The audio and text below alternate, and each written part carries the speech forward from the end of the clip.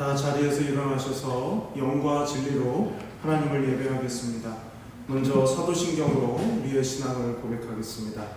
전능하사 천지를 만드신 하나님 아버지를 내가 믿사오며 그 외아들 우리 주 예수 그리스도를 믿사오니 이는 성령으로 잉태하사 동정녀 마리아에게 나시고 본디오 빌라도에게 고난을 받으사 십자가에 못 박혀 죽으시고 장사한 지 사흘 만에 죽은 자 가운데서 다시 살아나시며 하늘에 오르사 전능하신 하나님 우편에 앉아 계시다가 저리로서 산자와 죽은 자를 심판하러 오시리라. 성령을 믿사오며 거룩한 공예와 성도가 서로 교통하는 것과 죄를 사하여 주시는 것과 몸이 다시 사는 것과 영원히 사는 것을 믿사옵나이다. 아멘. 주님과 함께하는 이 고요한 시간 온 마음 다해 찬양하겠습니다.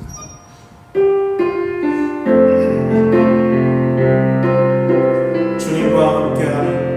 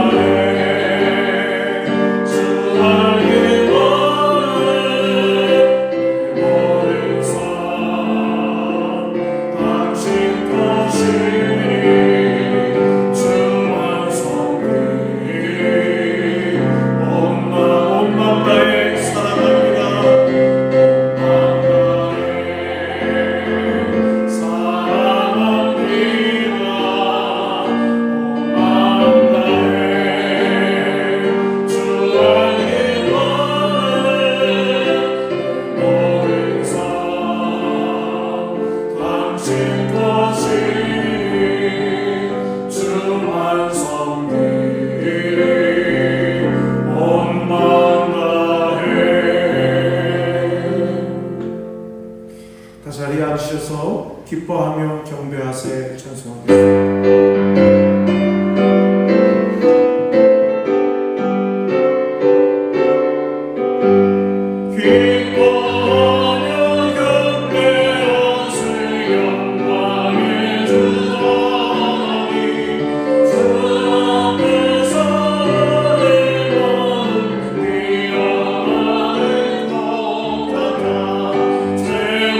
슬픈 사라지고 의심도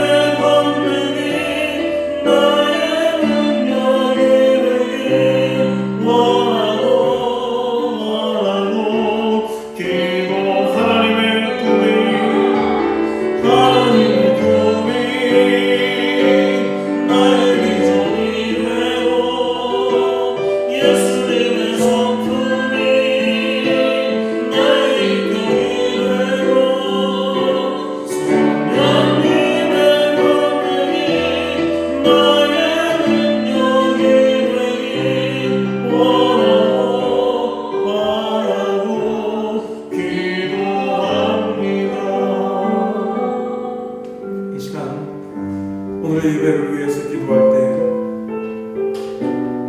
우리를 불쌍히 여겨주시고 우리에게 긍휼을 베풀어 주셔서 모든 것이 혼란스럽고 그리고 수많은 이야기들이 쏟아져 나오는 이 시끄럽고 소란스러운 세상 속에서 오직 하나님께만 집중하고 하나님이 받으시기 합당한 예배로 주님 앞에 나아가는 이 시간, 우리에게 말씀하시는 하나님의 음성을 듣는 귀한 시간이 될 수 있도록 이 예배를 위해서 간절한 마음으로 기도하겠습니다. 거룩하신 아버지 하나님, 오늘도 우리를 사랑하셔서 예배의 자리로 나오게 하시니 감사합니다. 하나님을 높이며 하나님을 경배하는 거룩한 시간을 구별하여서 우리의 몸을 드리며 마음을 드릴 수 있도록 은혜를 베푸시니 감사합니다. 아버지, 소란스럽고 시끄러운 세상의 한가운데에서 오직 하나님만 예배하며 주님만 높이기 위하여 주님 앞에 나아가오니 오 주여, 우리를 만나주시고 우리에게 말씀하여 주시고 우리를 새롭게 하여 주시고 우리를 변화시켜 주시옵소서. 하나님의 넘치는 위로와 능력을 경험하는 시간을 되게 하여 주시고 주님의 은혜로 충만함을 받는 귀한 시간이 되게 하여 주시옵소서.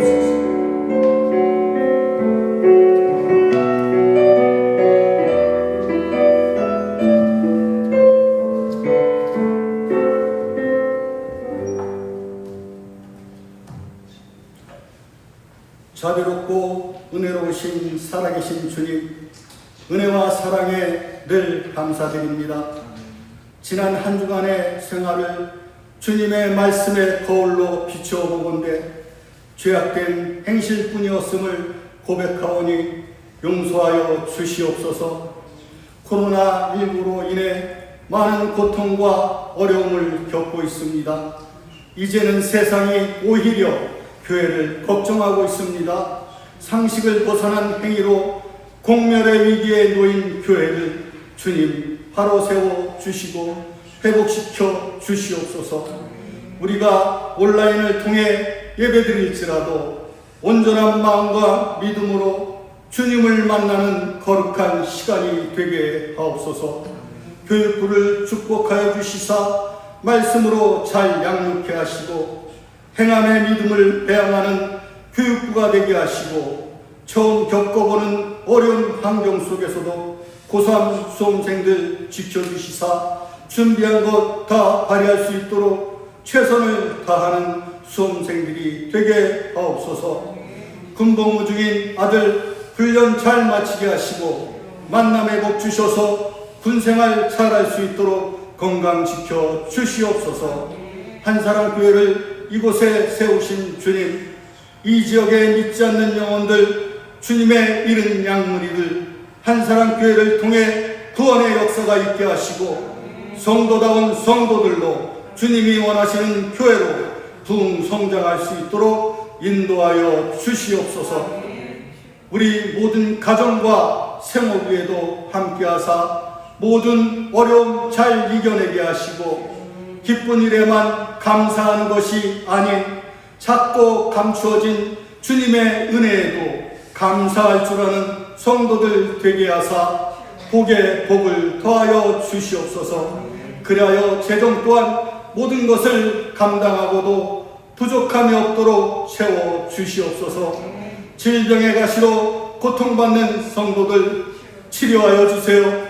믿음은 바라는 것들의 실상이라 하셨사오니 그들의 바람대로 회복시켜 주시옵소서. 예배를 위해 헌신하는 교우들 기억하사 복되게 하시고 강건케 하옵소서.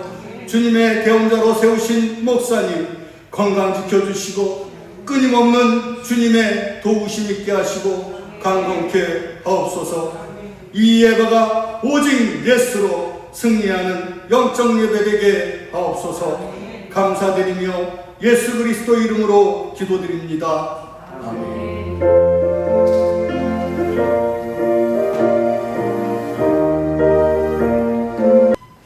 교회 소식을 말씀드리겠습니다. 9월 시작이 됐습니다. 9월 한 달은 지역사회를 위해서 기도하는 달입니다. 우리 교회가 속해 있는 계양구 또 이 작천 서운동 지역을 위해서 잊지 마시고 9월 한 달 동안 기도에 집중해 주시면 좋겠습니다. 그리고 지난 금요일 날이었나요? 금요일 날 오후에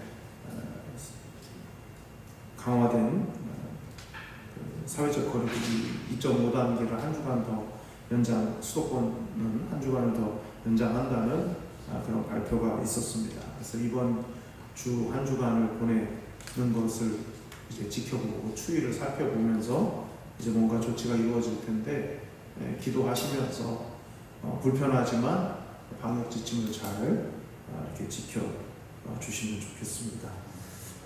개인의 경건 생활에 대해서 좀 말씀을 드립니다. 이거 사실은 교회 소식으로 광고로 말씀드릴 내용이 평소 같으면 아닌데, 지금의 우리의 이제 이런 상황들, 코로나19라고 하는 그런 이제 많은 것이 우리의 상식이 통하지 않는 이제 그런 상황 속에 있다 보니까 신앙생활에 있어서도 우리가 인정하고 싶지 않지만 자꾸만 게을러지는 이제 그런 경향이 있다고 생각이 됩니다.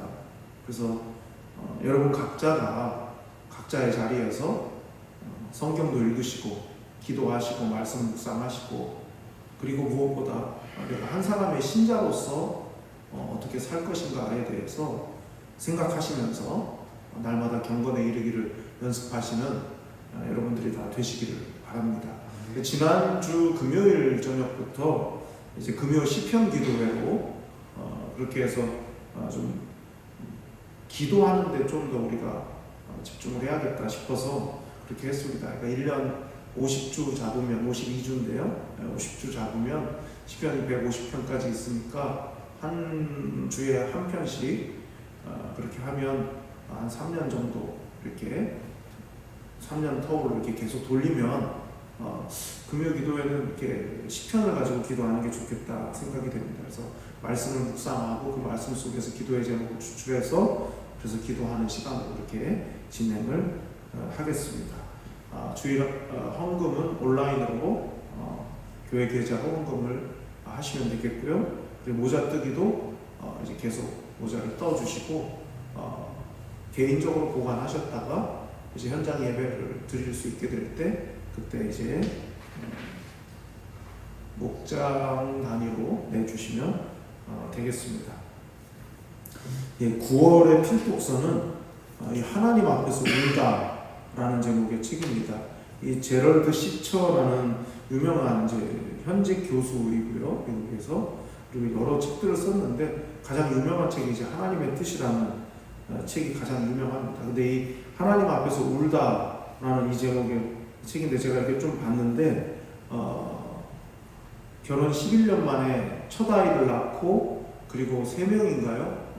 그렇게 아이를 낳게 돼가지고 5 식구, 그리고 이 제럴드 시처의 어머니 이렇게 식구들이 가족 여행을 갔다가 오던 중에 만취한 음주운전 차량에 정면 충돌하게 되고 어머니, 아내, 그리고 딸인가요? 한 명 이렇게 3명이 그 자리에서 숨지는 그 사고를 경험하면서 상실의 아픔을 하나님 앞에서 어떻게 풀어갔는가에 대한 내용입니다. 그래서 참 이렇게 놀랍기도 하고 감동적이기도 하고 하는 그런 내용입니다. 그래서 지금 뭐 온라인으로 오지 않으시니까 책도 여러분이 구입하셔가지고 보시면 좋을 것 같다는 생각이 듭니다.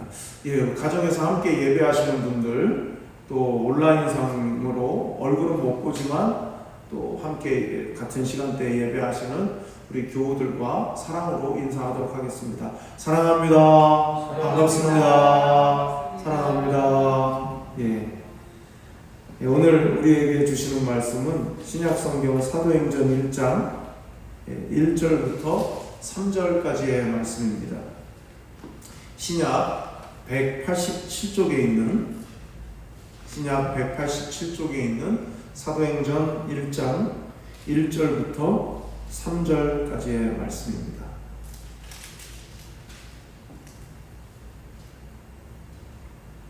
사도행전 1장 1절부터 3절까지의 말씀을 제가 봉독하겠습니다. 저는 여기서 몇 분의 예배 드리시는 분들하고 같이 읽으니까 저 혼자 성경을 혼자 봉독하지만 가정에서는 함께 저랑 같이 한 목소리로 봉독하시면 좋을 것 같습니다. 사도행전 1장 1절부터 3절입니다. 데오빌러여, 내가 먼저 쓴 글에는 무릇 예수께서 행하시며 가르치시기를 시작하심부터 그가 택하신 사도들에게 성령으로 명하시고 승천하신 날까지 이를 기록하였노라. 그가 고난받으신 후에 또한 그들에게 확실한 많은 증거로 친히 살아계심을 나타내사 40일 동안 그들에게 보이시며 하나님 나라의 일을 말씀하시니라. 아멘. 오래전에 1990년대 초에 탈북한 한 탈북민 청년으로부터 들은 이야기입니다. 1980년대 말까지 우리나라는 굉장히 많은 그 민주화를 위한 시위가 곳곳에서 그리고 아주 빈번하게 시위가 있었습니다. 아마 기억하실 겁니다. 80년대 중후반을 오면서 뭐 올림픽을 앞두고 아시안 게임을 앞두고 굉장히 많은 시위들이 있었고 그게 이제 거의 90년대 초까지 계속 이어졌던 걸로 기억합니다.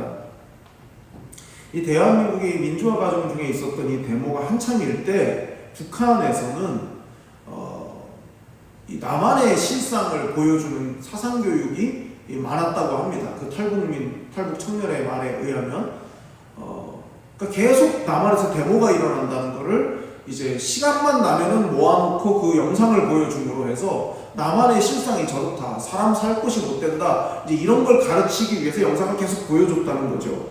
자, 그런데 보여주는 공산당의 입장하고 그리고 그 영상을 보는 북한 주민의 입장은 좀 달랐던 것 같습니다. 계속해서 시위가 일어나는 남한의 영상을 보여주면 주민들이 남한은 살 곳이 못 된다라고 생각할 거라고 생각하고 보여줬는데 그 영상을 본 그 북한 주민들은 그 영상 화면 속에 있는 남한에 지나다니는 자동차, 남한의 집, 남한 데모하는 그 학생들이 입은 옷, 신발, 머리 모양 이런 걸 봤다고 하는 이야기를 제가 들었습니다.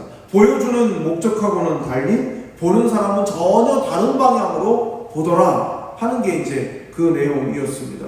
그와 비슷한 시기에 한국에서는 한국 교회에서는 경배와 찬양의 붐이 막 전국적으로 일어났었습니다. 교회마다 찬양팀을 조직해가지고 정기적인 찬양 집회를 열기도 하고 수많은 학생들, 청년들이 일주일에 한 번씩 특정한 날, 특정한 장소, 특정한 교회에서 찬양하는 그런 일들이 많았습니다. 그 중에 많은 사람들에게 알려지고 가장 많이 모였던 그 활성화됐던 찬양 집회는 아마 도란노 경배와 찬양 모교 모임이 아니었을까 싶습니다. 저 역시 그 찬양 집회에 몇 차례 같은 청년들하고 가곤 했던 기억이 있습니다. 근데 그때 그 찬양을 인도하셨던 분이 했던 말 가운데 하나가 지금도 기억이 납니다. 찬양 집회가 끝나고 나면 전국에서 전화가 온다는 겁니다. 무슨 전화 하겠습니까? 대부분 음향 장비 어디 거 쓰냐? 그거 얼마짜리냐? 악기는 어디 거냐? 옷은 어디서 샀냐? 이런 전화들이 일주일 내내 빗발친다는 이야기를 하셨습니다. 찬양 집회에 와서 찬양에 집중해야 되는데 악기나 옷에 관심을 갖게 되고 또 음향 장비는 어떤 것인지 또 찬양 인도할 때 어떤 제스처와 어떤 멘트를 하는지 그런 등등의 것에만 사람들이 관심을 가져서 너무 마음이 안 좋다, 안타깝다 하는 취지의 이야기를 한 것을 들은 기억이 있습니다. 찬양 집회의 본질은 찬양인데 비본질적인 악기나 다른 것에 대해서 관심을 가지면서 정작 본질인 찬양에 집중하지 못한다는 그런 이야기였습니다. 북한의 사상교육도 본질이 아닌 비본질에 빠져든 사람들의 이야기고 경배와 찬양 이야기도 마찬가지입니다. 사람들은 본질보다 비본질에 관심이 많습니다. 본질에 집중하면 고리타분하고 재미없다는 이야기를 합니다. 그래서 자꾸만 비본질적인 것들이 본질의 자리를 대신하게 되는 경우들이 너무 많습니다. 그렇게 시간이 흘러가면 주객이 완전히 전도되겠죠. 저는 이 코로나19의 이 상황, 그동안 본질에 무관심했고 너무나 멀어져 있었다는 것을 깨닫게 되는 회복의 기회로 삼아야 한다고 생각합니다. 이후에 어찌됐든 코로나19가 터지면서 교회마다 심각한 타격을 입었습니다. 그런데 조금만 생각해 보면 무엇이 본질이고 무엇이 본질이 아닌지를 구분하게 되는 그런 과정을 지금 다시 시작해서 가고 있는 겁니다. 지금껏 믿음을 판단하는 기준이 무엇이었습니까? 예배 참석자라는 겁니다. 지금껏 믿음의 본질이 그냥 교회에서 자주 볼 수 있으면 그 사람이 믿음이 있다라고 생각을 해왔던 거죠. 그러나 이 코로나19를 겪으면서 믿음은 하나님을 열정적으로 사랑하는 것만큼 이웃 역시 사랑하는 것이어야만 한다 하는 그 기준을, 그 본질을 다시 보게 하고 있습니다. 믿음은 예배당 안에서 하나님의 은혜를 누리는 것만으로 드러나지 않고 예배당 밖에서 이웃을 섬기는 그 행함을 통해서 그 믿음이 증명되는 것 아니겠습니까? 그게 본질입니다. 무조건 교회만 열심히 다니는 게 아니라 세상 속에서 한 사람의 그리스도인으로서 바르게 살아가야 하는 것이 참 믿음을 증명한다는 것을 다시 한번 깨닫게 되는 그런 계기를 우리가 만나게 된 것입니다. 한사람교회가 이곳에 터를 잡은 지 2주 뒤면 딱 1년이 됩니다. 많은 일들이 있었고 지금도 진정한 교회가 되기 위해서 그리스도의 몸을 세워가는 과정 가운데 있습니다. 세상은 코로나19로 혼란의 연속이고 우리 교회는 한국교회의 급격한 쇠퇴기에 어떻게 건강한 교회로 세워질 것인가 라고 하는 과제를 갖고 있는 것입니다. 오늘부터 이 사도행전의 말씀을 함께 살펴보려고 하는 이유가 바로 거기 있습니다. 무엇이 교회의 모습이고 본질인지를 다시 생각해 보려고 합니다. 9월의 주일 설교 주제를 아드 폰테스, 근원으로 돌아가자, 근본으로 돌아가자, 기본으로 돌아가자, 그런 말입니다. 주제를 그렇게 정했습니다. 교회의 본질이 무엇이고 교회를 이루고 있는 성도 개인의 자리는 어디인지를 다시 질문해 보는 것이죠. 앞서 예로 들었던 그 찬양 집회에서의 본질은 하나님을 높이고 찬양하는 것이지만 비본질적인 찬양 인도 방법이나 장비와 또 악기 등이 본질의 자리를 차지했다고 말씀을 드렸습니다. 오늘부터 우리가 함께 공부하게 될 이 사도행전에서도 똑같이 적용됩니다. 이 사도행전이라고 하는 이 책의 이름에서 오는 강한 이미지가 마치 주인공이 사도들인 것처럼 그렇게 느끼게 하지만 그렇지가 않습니다. 또 성령행전이라고도 말하죠. 근데 성령님이 과연 주인공인가? 성령님이 주님을 보게 만드는 것이니까, 성령님의 일하심이 예수 그리스도를 보게 만드는 거니까 성령행전이라는 그런 별명같이 쓰이는 이름도 사실은 정확하지 않죠. 주님이 주인공이니까 말입니다. 성령님의 역사가 사도행전에만 있었던 게 아니고 복음서에도 있지 않습니까? 구약성경에도 있었고요. 그러니까 사도행전의 모든 내용은 주인공이신 주님을 드러나게 하고 돋보이게 하고 밝히는 데 있습니다. 교회의 본질은 예수를 보여주는 겁니다. 성도의 본질은 예수님을 생각나게 하는 겁니다. 처음엔 우리를 사람들이 보지만 이내 주님에게로 그 관심이 가게 하는 것, 그것이 성도의 본질이죠. 성도의 존재감은 거기에서 오는 겁니다. 처음에는 나를 보지만 나를 보다 보면 결국은 주님을 보게 만드는 것, 이것이 건강한 성도의 삶이요 본질 아니겠습니까? 하나님께서 이미 구원받은 우리를 하늘나라로 데려가시지 아니하시고 이 땅에 남겨두시는 이유는 바로 그것 때문입니다. 우리를 통해 예수님을 생각나게 하시려고 말이죠. 사도행전 전체를 살펴보는데 앞으로 얼마의 시간이 걸릴지 알 수 없습니다. 그렇지만 매주 이 사도행전의 말씀을 살펴보는 동안 여러분과 제가 사도행전 속으로 들어갈 수 있기를 바랍니다. 2000년 전에 시작된 교회의 모습 속에서 교회의 본질, 그리고 성도의 본질이 무엇인지를 살펴보므로 해서 우리 자신이 변화되고, 그리고 결코 교회가 만만하지 않다는 걸 세상 가운데 보여주는 그런 시간들이 되었으면 좋겠습니다. 먼저 1절을 보겠습니다. 데오빌로여, 내가 먼저 쓴 글에는 무릇 예수께서 행하시며 가르치시기를 시작하심부터, 이 사도행전은 데오빌로라는 사람에게 보낸 일종의 편지입니다. 그런데 이 데오빌로라는 말은 하나님을 뜻하는 데오스라는 말과 우정 혹은 사랑을 말하는 필로스가 합쳐진 그런 말입니다. 그러니까 그 의미를 풀어보면 하나님의 친구라고 할 수도 있고 하나님을 사랑하는 자라고도 할 수 있는 그런 이름의 뜻이 바로 데오빌로입니다. 그래서 어떤 사람은 이 데오빌로라는 이름이 실존했던 어떤 인물, 고위 관직에 있었던 어떤 특정한 실존 인물의 이름이다. 그래서 그 실존 인물인 데오빌로에게 누가복음을 먼저 쓰고 그 다음에 사도행전을 두 번째로 차례로 써서 그 사람에게 헌정한 그런 편지다. 그 사람에게 보낸 편지다 라고 말하는 사람도 있고요.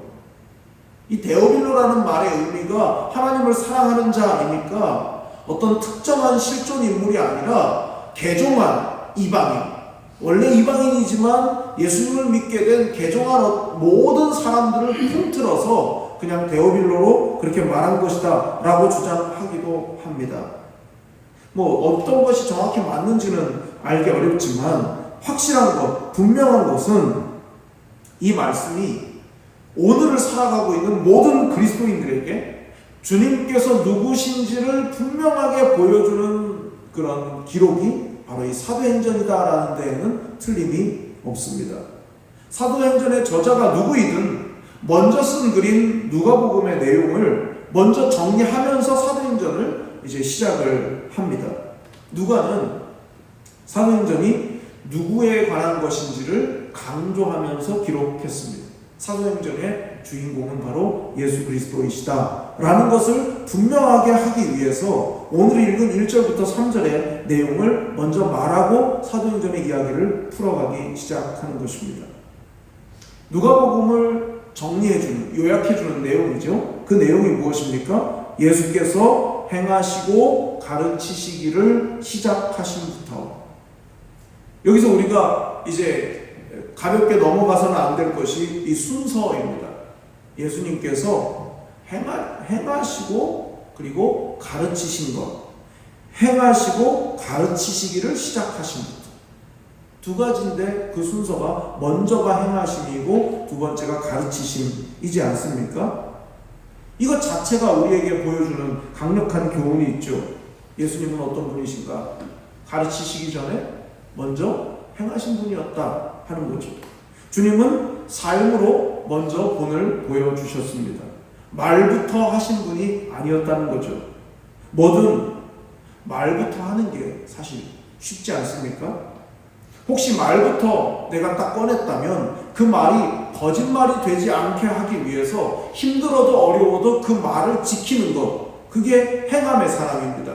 그러나 말부터 하고 거기에 대한 책임을 지지 않는다면 그 사람은 거짓의 사람입니다.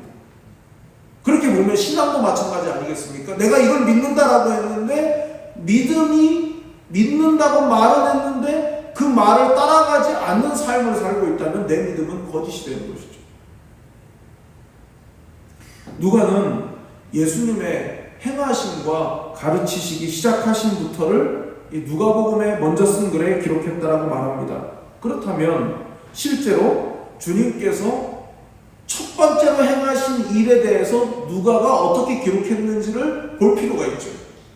자, 누가복음 3장 21절을 좀 찾아보겠습니다. 누가복음 3장 21절입니다. 누가가 예수님의 행하심에 어떤 행하심을 가장 먼저 기록을 했는가? 누가복음 3장 21절입니다. 백성이 다 세례를 받을새 예수도 세례를 받으시고 기도하실 때에 하늘이 열리며. 누가가 기록하고 있듯이 누가복음에서 나타난 주님의 행하심의 시작은 세례 요한으로부터 세례 받으신 일입니다. 조금 전에 읽은 것처럼 백성이 다 받는 그 세례를 그들 중에 하나와 같이 예수님이 받으셨다. 그들, 즉 백성들이 누굽니까? 한마디로 말하면 죄인들이죠. 다 읽어볼 수 없지만 예수님께서 세례 받으시기 전까지 세례 요한이 외쳤던 메시지가 뭡니까? 회개하라. 천국이 가까웠다. 심판에 관한 거였어요. 회개하지 않으면 심판받게 될 것이다. 그것이 세례 요한의 메시지 아닙니까? 회개하지 않고 악을 행한 사람들에 대한 경고의 메시지를 세례 요한이 전파했습니다. 그 메시지를 들은 죄인들이 요단강에서 세례를 받고 있는데 그 틈바구니 속에 주님도 그들과 하나같이 그들과 다를 바 없는 모습으로 세례를 받으셨습니다. 이것이 예수님이 행하신 첫 번째 일이라고 누가는 그렇게 기록을 했습니다. 이 행하심의 시작이 무엇을 의미합니까? 예수님의 첫 번째 행하심은 화려함보다는 오히려 억울한 죄인의 모습 중에 하나였다라는 것입니다. 죄인 대신으로 사람들에게 등장하신 겁니다. 우리가 살고 있는 이 세상은 어떻습니까? 죄를 지었어도 감추고 은폐하는 것이 실력인 세상입니다. 모두가 나는 잘못이 없는데 상대방 때문에 상대방의 잘못이라고 목소리를 높이는 게 이 세상입니다. 누군가 나의 잘못을 지적하면 그 사람하고는 말을 섞지 않는 시대에 우리가 살고 있습니다. 그런데 주님은 죄가 없으심에도 불구하고 죄인들 같이 되셨습니다. 성자 예수님께서 죄인의 모습으로 세례를 받으셨습니다. 누가가 기록한 예수님의 첫 번째 행하심은 스스로 죄인의 자리로 내려가시는 주님의 모습이었습니다. 주님은 억울하게 죄인 되는 것으로 시작을 하셨죠. 병자를 고치시고 오병이어의 기적을 행하시면서 죽은 자를 일으키신 것을 맨 처음 하신 게 아니라 죄인들 중에 하나처럼 되시는 것이 첫 번째 행하심이셨습니다. 우리가 주님과 가장 많이 다른 것이 이 모습입니다. 우리는 의인이 되고 사람들에게서 실제 나보다 더 좋은 모습으로 비춰지기를 우리는 은근히 기대하고 바랍니다. 그러나 주님은 아니었습니다. 주님은 먼저 스스로 죄인이 되시는 자리까지 내려가셨습니다. 주님을 닮기를 원합니다라고 그토록 기도하고 그렇게 바란다고 말하면서도 이런 주님의 모습은 닮고 싶어 하지를 않습니다. 그리고 소극적입니다. 아니 어쩌면 피했는지도 모릅니다. 다른 사람을 대신해서 죄인의 억울한 자리로 내려가는 것은 하지 않습니다. 조금만 억울해도 참지 못하고 사실을 밝힌답시고 목에 핏대를 세우는 게 우리의 모습 아닙니까? 하지만 주님은 억울함의 자리로 내려오는 것을 시작으로 우리 곁에 오셨습니다. 내가 먼저 죄인이 되어야 합니다. 그것이 주님을 닮는 사람의 모습이겠죠. 남편 대신 내가 죄인이 되고 자녀들 대신 내가 죄인이 되고 부하 직원보다 내가 먼저 그냥 죄인의 자리로 내려가고 교회에서도 마찬가지 아니겠습니까? 내가 죄인이 되고 목장에서도 그냥 내가 죄인이 되고 소모임 속에서도 내가 죄인이 되면 그러면 그렇게 살아가는 내가 주님의 모습을 닮은 사람 아니겠습니까? 그것이 마땅한 성도의 삶의 자세 아니겠습니까? 여러분 어떠십니까? 말부터 하십니까? 아니면 행하기를 먼저 하십니까? 그 행함은 여러분을 높이는 일입니까? 아니면 낮추는 일입니까? 여러분은 죄인의 자리까지 내려오신 주님을 닮으려 하고 계십니까? 우리의 생애가 어떻게 기록될지는 말에 달려있지 않고 행함에 달려 있습니다. 지금 우리가 어떻게 사느냐가 우리에 대한 기록이 되고 누군가의 뇌리에 각인될 것입니다. 말하는 데서 멈추는 인생이 아니라 행하는 것으로 믿음을 증명하는 그런 삶의 주인공들이 다 되시기를 바랍니다. 누가가 먼저 쓴 글인 누가복음은 택하신 자들과 관련된 기록이었습니다. 자, 2절과 3절을 보겠습니다.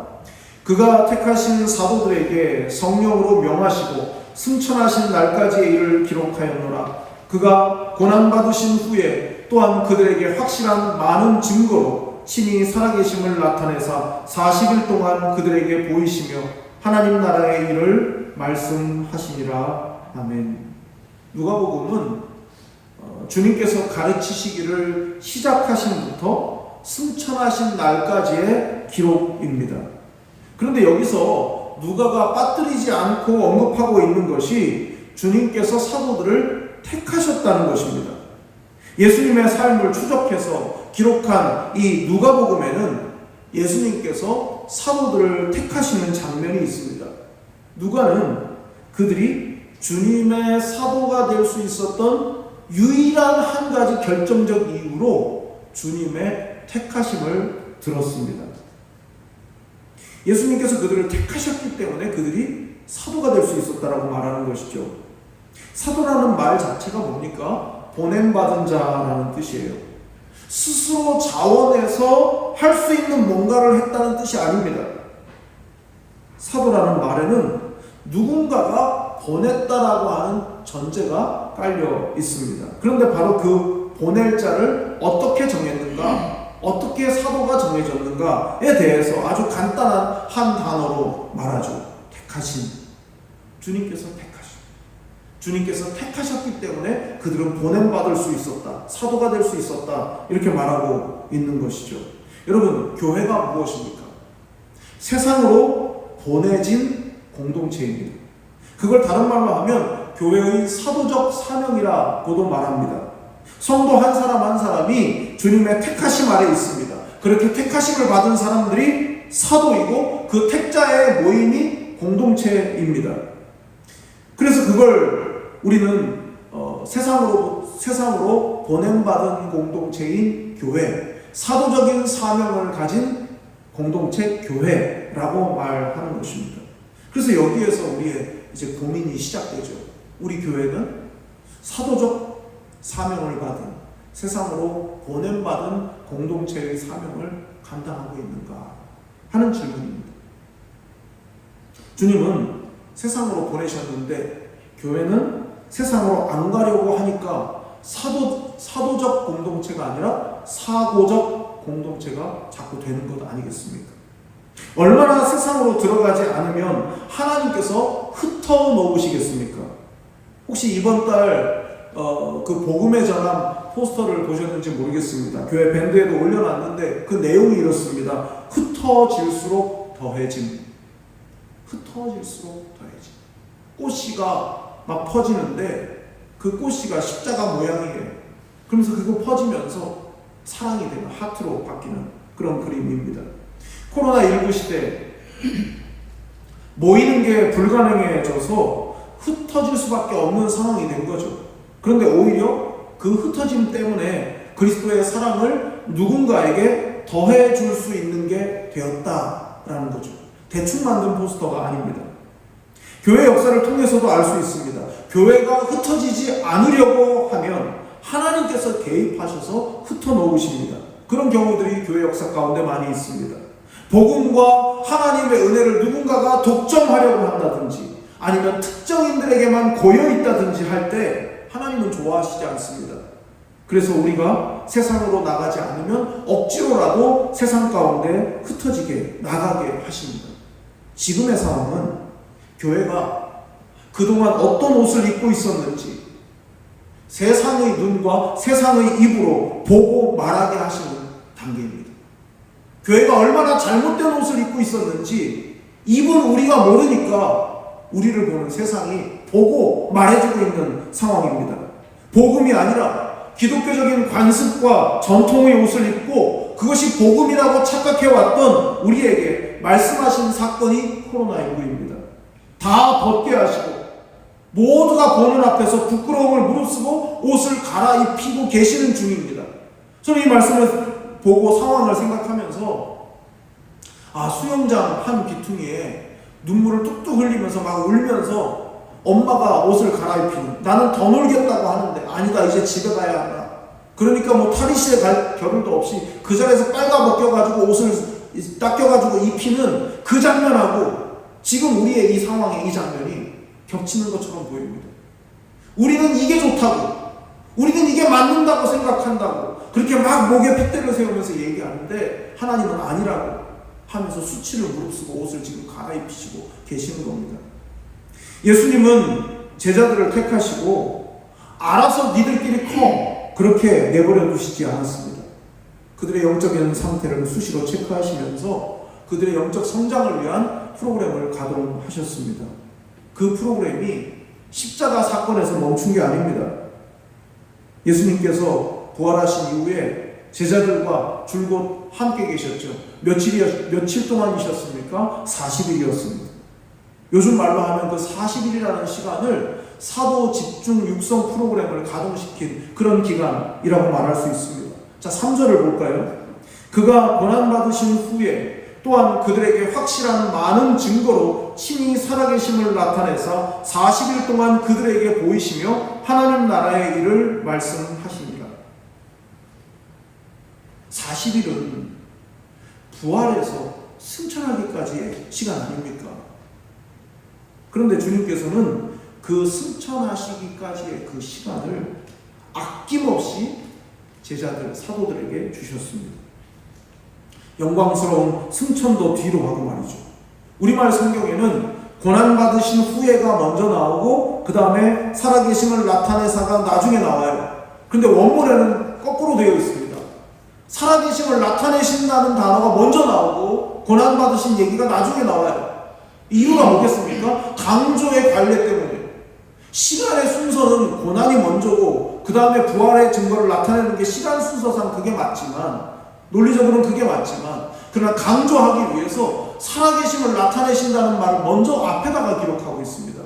왜 그렇습니까? 강조하기 위해서.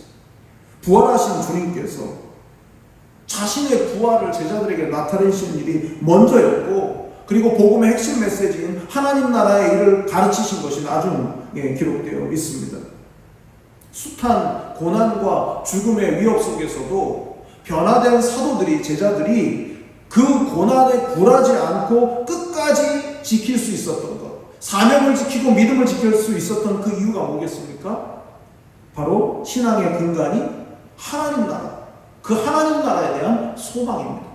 하나님 나라의 소망을 제자들이, 사도들이 가졌기 때문에 아무리 고난이 거세고 그리고 감당하기 어려운 그런 위협이 그들 앞에 놓인다 할지라도 그들은 흔들리지 않고 갈 수가 있었습니다. 여러분, 본래 제자들이 어떤 사람들입니까? 주님께서 붙잡히시던 바로 그 순간 도망쳤던 사람들 아닙니까? 모른다고 부인하고 그리고 저주까지 했던 베드로를 포함해서 스승을 배신했던 저급한 사람들이 바로 이 사람들입니다. 그런데 그 사람들하고 40일을, 마지막 40일을 오롯이 그들과 함께 하셨습니다. 여러분 같으면, 여러분에게 인생이 40일밖에 남지 않았다면 그 40일을 누구랑 함께 하시겠습니까? 여러분을 배신한 사람들, 여러분을 믿다고 했던 사람들, 여러분을 이해하지 못해 주었던 그 사람들과 그 40일을 보내시겠습니까? 아니면 여러분을 그렇게 사랑하시는 여러분의 가족들과 함께 하시겠습니까? 예수님은 그 40일을 배신자들과 함께 하셨습니다. 제자들에게 올인하셨습니다. 못장난 상처 흔적을 보여주시면서 친히 살아나셨음을 보여주셨습니다. 생전엔 들어도 몰랐던 하나님 나라의 의미를 이 부활의 몸으로 그 제자들에게 가르쳐 주셨습니다. 그렇게 40일이 흘렀습니다. 사도행전의 이 주인공이 사도들이 아니라 바로 예수님이셨다는 사실은 다시 한번 이 장면을 통해서도 확실해지는 것 아니겠습니까? 그 사람이 원래 어떤 사람이었는지는 주님께 중요하지 않았습니다. 주님의 손에 들리면 쓰임 받을 수 있는 거니까요. 주님의 사전에 포기란 없습니다. 배신자도 의심하고 믿지 않았던 제자들까지도 주님의 도구인 사도로 세우셨습니다. 죄인이라 치면 제자들보다 더 죄인이 어디 있겠습니까? 만약 예수님께서 도망쳤던 제자들은 다 포기하고 버리고 두 번 다시 보지 않고 완전히 새로운 사람들로 사도들을 새로 꾸렸다면, 그러면 그 제자들은 영원히 죄인으로 남았을 겁니다. 그러나 주님은 그들에게 다시 기회를 주셨습니다. 우리의 부족함이, 우리의 죄가 아무리 커도 주님의 은혜보다는 크지 않습니다.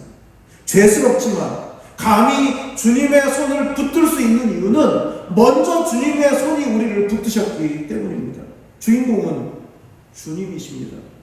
주님에 의해서 사도행전의 역사는 지금도 중단 없이 기록되고 흘러가고 있습니다. 여러분은 어떠십니까? 하나님께서 여러분을 당신의 백성으로 택하신 것을 믿으십니까? 택하신 이유가 보내시기 위함이라는 것도 아십니까? 여러분을 보내신 곳은 어디입니까? 그곳에서 여러분은 사도적 사명을 감당하고 계십니까? 주님께서 택하셨다는 것이 중요합니다. 내가 무언가를 해서 발탁된 게 아닙니다. 아무것도 한 게 없을 뿐만 아니라 오히려 주님을 배신하고 도망쳤던 그들과의 모습, 그들의 모습과도 다르지 않습니다. 찾아와 부활의 증거를 보여주시면서 하나님 나라의 일을 말씀해 주신 겁니다. 우리를 부르신 것도, 사도들을 부르신 것이 우리를 부르신 것과 크게 다르지 않습니다. 설명이 안 될 정도로 우리를 사랑하셨기 때문에 버리지 않으시고 다시 고쳐서 쓰시고 계신 겁니다. 그 사실을 꼭 기억하시기를 바랍니다. 사도행전이라는 이 제목에 관해서 마지막으로 한번 생각해 보겠습니다. 서두에도 말씀을 드렸지만 우리말 성경의 이 제목이 이렇다 보니까 마치 사도들이 주인공인 것처럼 그렇게 생각하기가 쉽습니다. 그러나 원래 사도행전의 이 제목은 프락세이스 아포스톨론입니다. 사도들의 행적들, 사도들의 행동들, 그런 뜻이죠. 그래서 이 프락세이스라는 말을, 이 행동들이라는 의미를 가진 이 말을 그대로 이제 번역한 것이 영어 성경의 액츠이죠. 액츠. 사도행전 액츠입니다. 행동들이죠. 우리가 살펴본 것처럼 사도행전은 주님께서 행하시고 가르치시기를 시작한 때부터를 언급합니다. 그러니까 주님의 행동들이죠. 주님의 행동들, 주님의 행하심, 주님의 액츠에 대해서 먼저 말합니다. 그리고 사도행전의 역사는 그런 주님의 행하심으로 구원받고 변화되어서 주님께서 가르쳐 주신 하나님 나라를 전하기 위해서 자신을 드린 사람들의 행동들, 사도들의 행동들, 초대교회 성도들의 행동들, 그 행동들을 기록하고 있는 것이 사도행전입니다. 그러니까 주인공은 주님이셔야죠. 주님의 행하심으로 구원받고 그리고 변화받은 사람들이 그 주님의 행하심을 기록하고 그것을 전하면서 하나님의 나라를 선포한 사람들의 행동들, 그것이 사도행전이니까 사도행전의 관심과 또 시작과 목적은 오직 주님을 드러내는 데 있는 것이죠. 누가는 주님의 하신 일을 기록했다고 밝혔습니다. 누가복음은 24장까지 있죠. 사도행전은 28장까지 있습니다. 주님의 행하심보다 주님 때문에 변화된 사람들의 행함이 분량상, 누가복음은 주님의 행하심이고 사도행전은 그 사람들의 행함이니까 분량상 주님의 행하심보다, 주님의 행하심 때문에 구원받고 변화되어서 하나님 나라의 일을 행했던 그 사람들의 분량이 사도행전이 더 많죠. 요한복음 14장 12절을 보면 내가 진실로 진실로 너희에게 이르노니 나를 믿는 자는 내가 하는 일을 그도 할 것이요 또한 그보다 더 큰 일도 하리니 이는 내가 아버지께로 가리라 라고 했거든요.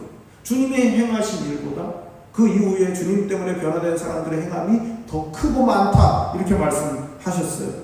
사도행전은 변화된 사람들이 주님의 행하심을 본받아 순종한 기록입니다. 어떤 의미에서 사도행전은 아직 끝나지 않았죠. 거룩한 조연의 역할을 감당하며 주인공이신 예수님을 빛나게 하는 여러분을 통해서 사도행전은 계속 기록되어져 가는 겁니다. 사도행전의 무대였던 당시 교회는 태동과 함께 엄청난 거센 핍박의 바람을 맞아야 했습니다. 그러나 아무리 강하고 세찬 핍박의 바람에도 끝까지 인내하면서 주님의 몸된 교회를 세워나간 기록이 사도행전입니다. 지금 우리가 겪는 온갖 불명예와 비난과 조롱은 그때에 비하면 아무것도 아닙니다. 우리 각자가 자신의 자리에서 한 사람의 그리스도인으로서 바르게 살아가는 게 우리를 부르신 하나님의 그 소명에 대한 응답입니다. 주님께서 다시 오실 때까지 변함없이 내가 왜 여기 있는가? 내가 왜 이곳으로 보냄받았는가? 내가 왜 사도적 사명을 갖고 살아가는가? 우리 교회가 왜 보냄받은 공동체인가를 끊임없이 질문하면서 우리의 행함을 통해서 하나님의 살아계신 예수 그리스도의 구원의 복음을 증거할 때 사도행전의 기록은 우리를 통해서 계속해서 기록되어져 갈 줄 믿습니다. 기도하겠습니다. 하나님 아버지, 지금 우리가 살아가고 있는 이 세상이 참으로 견디기 힘들 정도로 우리를 어렵게 하고 또 힘겹게 하고 있습니다. 진리가 무엇인지 알지 못하는 혼란스러운 세상의 한가운데에서 이해할 수 없는 진리를 선포해야 하기 때문에 외롭고 힘들 때가 있습니다. 또 그것보다도 우리의 부족함이, 우리의 연약하고 나약함이 하나님의 복음을 담기에는 너무나 초라해서 그래서 또한 힘들기도 합니다. 그러나 아버지 하나님, 이런 우리를 세상 가운데 보내시고 내버려 두시는 것이 아니라 우리에게 말씀하여 주시고 그리고 나타나시고 부활의 증거를 보여주시기에 우리는 또 한 번 힘을 내서 세상과 맞서야 하는 줄 믿습니다. 하나님, 뒤로 물러서지 아니하고 성령의 능력으로 주의 말씀을 붙들고 담대하게 정면으로 나아갈 수 있는 우리 모두가 될 수 있도록 인도하여 주시옵소서. 주께서 함께 해주시기를 간절히 원하오며 사랑이 많으신 예수님의 이름으로 기도드리옵나이다. 아멘. 다 자리에서 일어나셔서 주님 다시 오실 때까지 찬양하고 기도하겠습니다.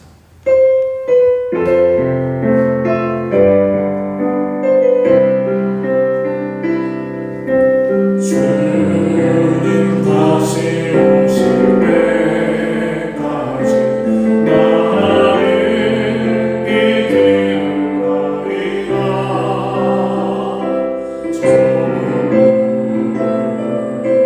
좁은 길 나의 십자가 지고 나의 가는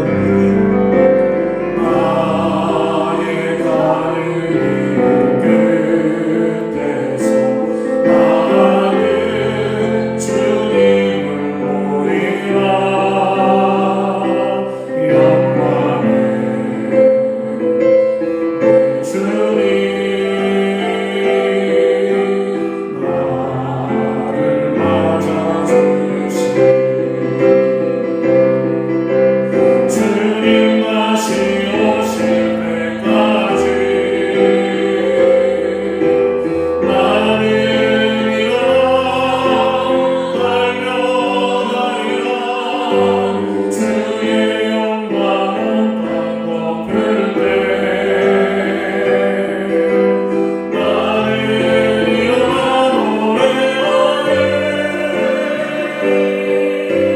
내 사랑하는 주님, 온 세상 구주시라. 내 사랑하는 주님, 영광의 왕을 지어내서는 주님, 내 사랑하는 주님, 온 세상 구주시라. 내 사랑하는 주님, 영광의 왕을 지어. 이 시간 오늘 우리에게 주신 말씀을 기억하면서 사도행전의 기록을 계속 이어가는 우리 주님의 부활과 하나님 나라를 세상 가운데 말하고 증거하는 데 부족함이 없는 우리가 될 수 있도록 우리의 말에서 그치지 아니하고 행함으로 이어지는 삶을 통해서 예수 그리스도가 드러날 수 있도록 우리를 사용해달라고 간절한 마음으로 기도하겠습니다. 거룩하신 아버지 하나님, 오늘도 주님의 도와주심을 바라며 주님 앞에 엎드립니다. 아버지, 우리의 초라하고 이 연약하고 보잘것없는 아버지 우리를 통해서 주의 복음의 증거되기를 기대하시고 원하셔서 우리를 세상 가운데로 보내시는 줄 믿습니다. 아버지 하나님, 이번 한 주간에서 세상 가운데로 보내지는 한 주간의 삶을 통해서 참된 그리스도인다운 삶을 살게 하시고 우리의 삶에서 예수의 향기가 드러나게 하시고 예수의 흔적이 보이게 하여 주시기 바랍니다. 아버지, 말에서 그치는 사람이 아니라 행함을 통하여 오직 예수 그리스도 우리 주님만을 드러내게 하여 주시고 우리 한 사람 교회가 세상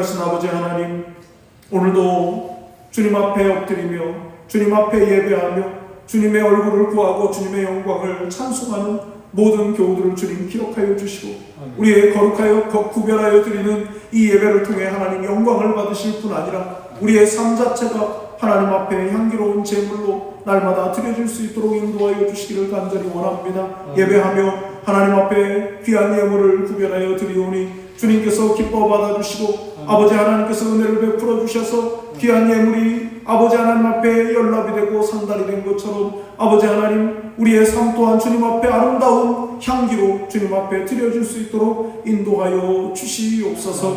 아버지 함께 모여서 예배할 수 없어 온라인으로 헌금을 드리는 아버지 이런 일들이 일어날 줄은 아무도 알지 못했었습니다.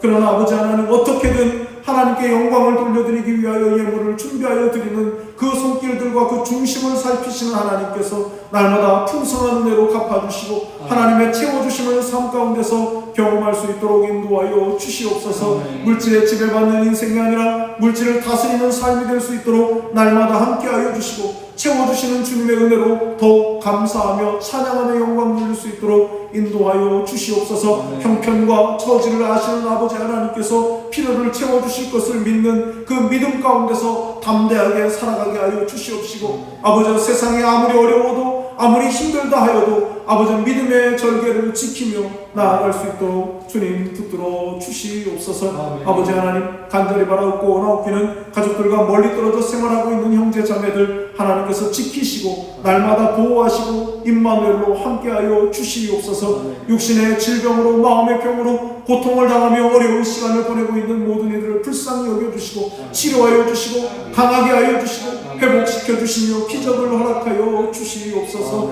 아버지 우리의 어린 자녀들 학생들 청년들을 기억하여 주시옵시고 이 어지럽고 혼란스러운 세상 가운데에서도 하나님의 말씀의 가치관 믿음의 가치관으로 흔들림 없이 나아가게 하여 주시며 하나님 나라와 세상 나라의 기둥 같은 일꾼으로 쓰임받게 하여 주시옵소서. 아버지 하나님 간절히 소원하옵기는 코로나19로 인하여 모두가 지치고 모두가 힘들고 모두가 어렵습니다. 하나님 이럴 때일수록 하나님 앞에 더욱더 겸손하게 나아가게 하여 주시옵시고 도와주시고 함께하여 주시는 하나님의 크신 능력을 삶 가운데서 경험할 수 있도록 인도하여 주시옵소서. 이번 한 주간도 우리 한사람교회 속해 있는 모든 교우들을 지키시고 보호하여 주시고 동행하여 주시옵소서. 우리 주 예수 그리스도의 은혜와 하나님 아버지의 크고 놀라우신 사랑과 성령의 교통하심이 오늘도 사도행전을 계속 써내려가는 주님을 닮은 주님의 작은 예수로 살아가기를 다짐하고 소망하는 우리 사랑하는 한사람교회 모든 성도들과 그 가족들과 행하는 모든 일들 위해 교회 위해 이 나라의 민족과 온 세계 위해 영원토록 함께 있을지어다. 아멘.